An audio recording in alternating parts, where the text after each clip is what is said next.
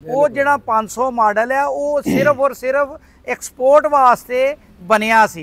पाकिस्तान दे विच cell वास्ते अजे नहीं बनिया। जिहड़े लोग ये कहंदे जी असीं 500 लैना है, ਜਦੋਂ 500 आएगा तो 500 लैना है, 600 लैना है ਜਦੋਂ 600 आएगा। तो उन्होंने दोस्तों को मैं दसना चाह रहा ये 500 और 600 की कंपनी की अजे परमिशन नहीं हुई, हजे सिर्फ और सिर्फ 290 की परमिशन हुई है।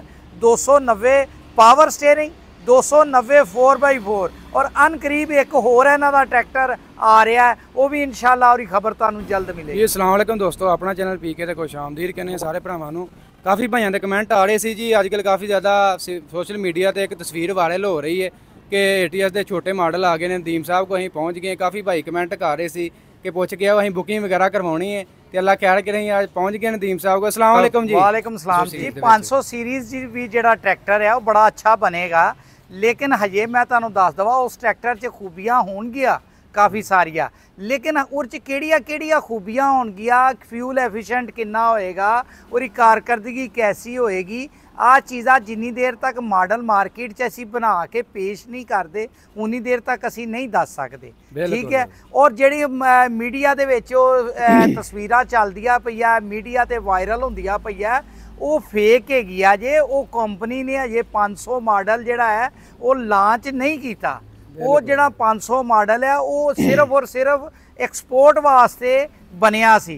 पाकिस्तान दे विच सेल वास्ते अजे नहीं बनिया। जिहड़े लोग ये कहंदे जी असीं 500 लैना है, ਜਦੋਂ 500 आएगा तो 500 लैना है, 600 लैना है ਜਦੋਂ 600 आएगा। तो उन्होंने दोस्तों को मैं दसना चाह रहा ये 500 और 600 की कंपनी की अजे परमिशन नहीं हुई, हजे सिर्फ और सिर्फ 290 की परमिशन हुई है।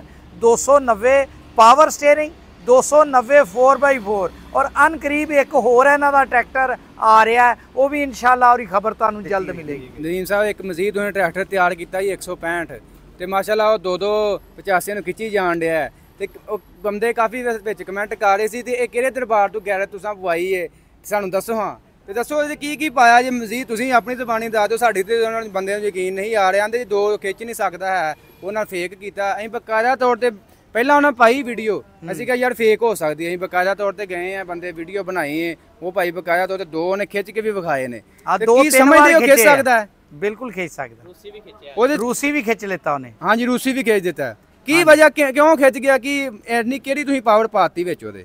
देखो जी जिस टाइम ATS आया सी ना, ते लोग कहंदे जी एर च केड़ी अनोखी चीज़ हैगी है कि आ रनाक लेंदे 85 नूं खिंच जांदा है। तो मैं क्या यार अल्लाह दा ही करम है, उहो ही समान है, उहो ही चीज़ है, उहो ही गलबात है। देखो इज्जत जिहड़ी अल्लाह दे इख्तियार च है। बिल्कुल लोग बड़ी देर तो प्रोपोगंडा करते सी टर्बो के बारे च, लेकिन मैं क्या जिरों किते कोई ट्रैक्टर आया ना तो उन्होंने फिर टर्बो ला के असीं दिखाएंगे। अल्लाह खैर करे वो सलीम साहब ने भी उस पर मेहनत की। असी उस ट्रैक्टर के 65 हार्स पावर का ट्रैक्टर सी, जिस टाइम वो मेरे को आया और वीडियो मेरे को मौजूद हैगी है, उस ट्रैक्टर की वीडियो मौजूद हैगी है, मेरे YouTube चैनल पर भी मौजूद है, तुसीं देख सकते जे। ट्रैक्टर ओवरहालिंग तो पहले असी और लोड टेस्ट किया तो ट्रैक्टर 18 तो 20 अंपेयर लोड चुकता सी। ठीक हो गया। 240 जिन्ना भी लोड नहीं सी चुकता, 240 25 अंपेयर लोड चुकता है, तो वो 18 ते ही बह जाता सी, 18-20 तो उत्ते नहीं सी जाता। फिर असी और इंजन ओवरहाल किया, वो 65 हार्स पावर सी, इंजन ओवरहाल किया असी, ओहदे विच पिस्टन स्पैशल पाए, ओहदे विच स्लीवा स्पैशल पाईया, ਉਹਦੇ ਵਿੱਚ 85 वाले पिस्टन नहीं पाए। ठीक है। ਉਹਦੇ ਵਿੱਚ एक ਵੱਖਰਾ ही पिस्टन पा देता। नदीम साहब ट्रैक्टर भी बाहरों उन्होंने इंपोर्ट किया ही, ਉਹਦੇ बावजूद भी वो इन्ना थले इंजन किवें बह गया, की वजह? वो देखो इंजन चलते रहंदे पुराना ट्रैक्टर सी, और हैड बिल्कुल कमज़ोर हो गया, और रिंग खत्म हो गए, स्लीवा खत्म हो गई, पूरा चीज़ा ही कोई नहीं सी, पंप नोजला का हाल कोई नहीं सी, वो फिर खिंचता ही नहीं। फिर असी और इंजन ओवरहाल किया, हैड किया, हुण इंजन सही हो गया, हैड सही हो गया तो डीजल पंप सही ना होएगा, तो फिर असी और डीजल पंप करवाया, नोजला करवाइया, फिर उन्होंने लोड टेस्ट किया तो उन्हें 42 अंपेयर लोड चुकिया। बाकी नदीम साहब लोग आंदे आ भी ATS ट्रैक्टर आ, ये भी मोबिलाइल थोड़ा वा मोबिलाइल को 12 लीटर या 14 लीटर होना चाहिए सी, ये बारे तुहाडी की राय है? ਉਹਦੇ वास्ते ही आयल कूलर ला दिता है ना, आयल कूलर बड़ा वड्डा आयल कूलर ला दिता है। 10 लीटर तेल 10-10.5 लीटर पा लो, तुसीं 11 पा लो, एर च इन्ना तेल पा लो, वाधू एरे वास्ते। इस तो बाकी नदीम साहब सवाल तो सारे करन दा पैंदे आ ਪਰ ਸਾਡੇ ਲੋਕ ਤੇ 7.5 ਲੀਟਰ ਨਹੀਂ ਟਾਈਮ ਨਾਲ ਬਦਲਦੇ ਤੇ 12-14 ਕਿੱਥੋਂ ਬਦਲਣਾ ਵਾ? ਨਹੀਂ ਉਹ 10 ਲੀਟਰ ਵੀ ਉਹ ਚ ਪਾਈ ਜਾਣ ਤੇ ਉਹ 100 ਘੰਟੇ ਦੀ ਬਜਾਏ ਅਗਰ 110 ਵੀ ਚੱਲ ਜਾਏਗਾ ਤੇ ਉਹ ਤੇਲ ਨੂੰ ਨੁਕਸਾਨ ਨਹੀਂ ਤੇਲ ਟਾਈਮ ਨਾਲ ਬਦਲਣ, ਤੇਲ ਟਾਈਮ ਨਾਲ ਬਦਲਣ, ਚੰਗਾ ਬਦਲਣ। ਫਿਰ ਉਸ ਤੋਂ ਬਾਅਦ ਜਿਹੜਾ ਹੈਗਾ ਨਾ ਉਸ ਇੰਜਨ 'ਚ ਮੈਂ ਤੁਹਾਨੂੰ ਦੱਸ ਦਿੰਦਾ 165 ਦੇ ਵਿੱਚ ਫਿਰ ਅਸੀਂ ਉਹਨੂੰ ਖੁਦ ਇੱਥੇ ਲੋਡ ਟੈਸਟਰ ਤੇ ਟੈਸਟ ਕੀਤਾ। ਜਿਸ ਟਾਈਮ ਟੈਸਟ ਕੀਤਾ ਤੇ ਉਹ ਜਨਾਬ ਉਸ ਟਰੈਕਟਰ ਦੇ ਉੱਤੇ ਅਸੀਂ ਹੁਣ ਇਸ ਟਰੈਕਟਰ ਨੂੰ 42-45 ਐਂਪੀਅਰ ਤੱਕ ਟੈਸਟ ਕਰਨੇ। ਜਿਵੇਂ ਉਹਨੂੰ ਟੈਸਟ ਕੀਤਾ ਤੇ ਤੁਸੀਂ ਬਲੀਵ ਕਰੋ ਮੇਰੇ ਕੋਲ ਵੀਡੀਓ ਮੌਜੂਦ ਹੈਗੀ ਹੈ, ਉਹਨੂੰ 58 ਐਂਪੀਅਰ ਤੱਕ 58 ਐਂਪੀਅਰ 60 ਐਂਪੀਅਰ ਤੱਕ ਅਸੀਂ ਉਹਨੂੰ ਚਲਾਇਆ। ਔਰ 60 ਐਂਪੀਅਰ ਜਿਹੜਾ ਹੈ ਆ ਤੁਸੀਂ ਮੈਨੂੰ ਬਗੈਰ ਟਰਬੋ ਤੋਂ ਚਲਾ ਕੇ ਦਿਖਾਓ। ਫਿਰ ਤੇ ਉਹ 120 ਹਾਰਸ ਪਾਵਰ ਹੋਇਆ ਸਰ ਜੀ, ਉਹ ਹਿਸਾਬ ਨਾਲ ਮਿਲਦਾ ਜੁਲਦਾ 100 ਤੋਂ ਟੱਪ ਗਿਆ। ਅੱਛਾ ਜੀ, 100 ਤੋਂ ਟੱਪ ਗਿਆ, ਲੇਕਿਨ ਮੈਂ 100 ਕਲੇਮ ਕਰਨਾ। ਵਾਹ ਜੀ। ਲੇਕਿਨ ਬਾਹਰ ਗੋਰੇ ਵੀ ਉਸ ਪਿਸਟਨ ਨਾਲ, ਜਿਹੜਾ ਪਿਸਟਨ ਮੈਂ ਪਾਇਆ ਹੈ ਨਾ, ਜਿਹੜਾ ਮੈਂ ਉਹਨੂੰ ਟਰਬੋ ਲਾਇਆ, ਗੋਰਾ ਉਸ ਪਿਸਟਨ ਨਾਲ ਉਸ ਟਰਬੋ ਨਾਲ ਗੋਰਾ 105-110 ਕਲੇਮ ਕਰਦਾ, ਮੈਂ 100 ਕਲੇਮ ਕੀਤਾ।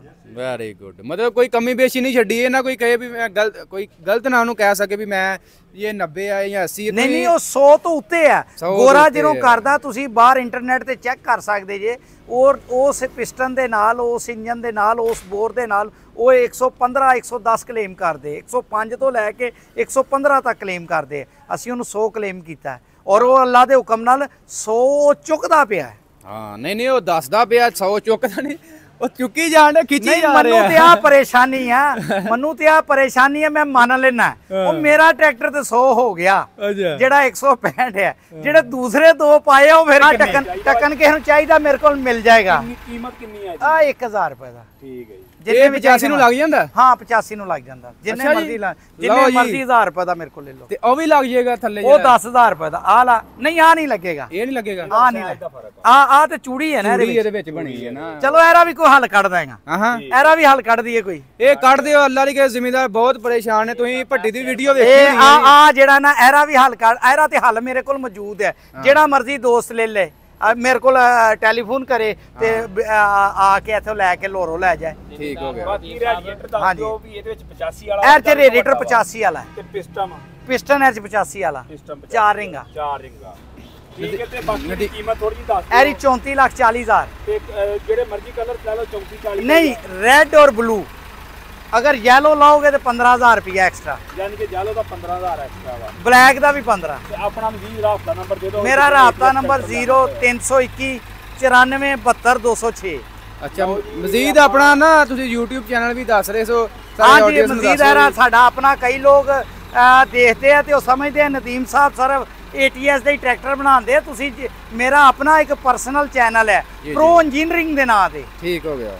ਤੁਸੀਂ ਉਹਦੇ ਉੱਤੇ ਆ ਦੇਖ ਸਕਦੇ ਜੇ ਕਿਸ ਤਰ੍ਹਾਂ ਅਸੀਂ ਕੰਮ ਕਰਨੇ ਆ, ਕਿਸ ਤਰ੍ਹਾਂ ਸਲੀਵਾ ਲਾਣੇ ਆ, ਕਿਸ ਤਰ੍ਹਾਂ ਬੋਰਿੰਗ ਕਰਨੇ ਆ, ਕਿਸ ਤਰ੍ਹਾਂ ਸਾਰਾ ਕੁਝ ਕਰਨੇ ਆ। ਲੇਕਿਨ ਇੱਕ ਚੀਜ਼ ਹੋਰ ਹੈ, ਮੈਂ ਤੁਹਾਨੂੰ ਆ ਗੱਲ ਦੱਸ ਦਵਾਂ, ਮੇਰੀ ਕਿਸੇ ਵੀਡੀਓ 'ਚ ਤੁਸੀਂ ਆ ਨਹੀਂ ਸੁਣੋਗੇ ਕਿ ਮੈਂ ਕਿਸੇ ਬੰਦੇ ਨੂੰ ਕਿਹਾ ਹੋਏ ਮੇਰੇ ਕੋਲ ਆ ਕੇ ਕੰਮ ਕਰੋ।